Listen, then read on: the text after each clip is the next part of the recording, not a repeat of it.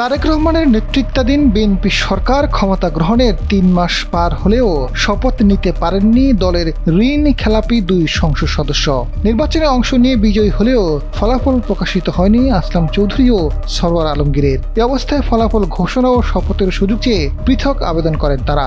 আবেদন নথিভুক্ত করে পূর্ণাঙ্গ আপিল শুনানির জন্য নতুন দিন ধার্য করেছেন সুপ্রিম কোর্টের আপিল বিভাগ। বৃহস্পতিবার সকালে প্রধান বিচারপতি জুবায়ের চৌধুরীর নেতৃত্বে আপিল বিভাগ এই আদেশ দেন। এর ফলে সংসদ সদস্য হিসেবে আপাতত তারা শপথ নিতে পারছেন না। গত 12 ফেব্রুয়ারি বিএনপির 2 প্রার্থী চট্টগ্রাম 4 আসনের আসলাম চৌধুরী এবং চট্টগ্রাম 2 আসনের সরওয়ার আলমগীর নির্বাচনে অংশ নেন। তবে ঋণ খেলাপির অভিযোগে গত 3 ফেব্রুয়ারি সর্বোচ্চ আদালতের সিদ্ধান্তে তাদের ফলাফল প্রকাশ স্থগিত রাখা হয়েছে। এই 2 আসনে বিএনপির 2 প্রার্থী প্রতিদ্বন্দ্বী প্রার্থীদের চেয়ে অনেক বেশি ভোট পেয়েছেন।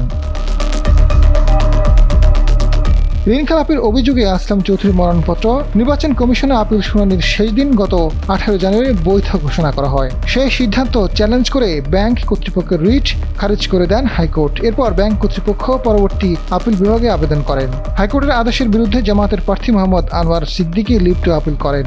লিভ টু আপিলে আসলাম চৌধুরী নির্বাচন করার সুযোগ পান, কিন্তু আপিল নিষ্পত্তি না হওয়া পর্যন্ত ফলাফল স্থগিত রাখার নির্দেশ দেওয়া হয়। এদিকে ঋণ খেলাপের অভিযোগে নির্বাচন কমিশনে বিএনপির আরেক প্রার্থী সরওয়ার আলমগীরের প্রার্থিতা বাতিলের আদেশ স্থগিত করেন হাইকোর্ট। একই সঙ্গে তাকে নির্বাচনের সুযোগ দেওয়ার নির্দেশনা দেওয়া হয়। হাইকোর্টের এই আদেশের বিরুদ্ধে জামায়াতের প্রার্থী নুরুল আমিন আপিল বিভাগে লিভ টু আপিল করেন।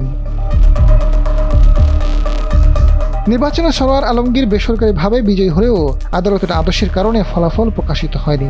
এ অবস্থায় ফলাফল ঘোষণা ও শপথের সুযোগ চেয়ে সরওয়ার আলমগীর আবেদন করেন। 13 ফেব্রুয়ারি নির্বাচিত সংসদ সদস্যদের গেজেট প্রকাশ করে নির্বাচন কমিশন। তবে সর্বোচ্চ আদালতের আদেশে চট্টগ্রাম 2 ও চট্টগ্রাম 4 আসনের ফলাফল ঘোষণা করা হয়নি।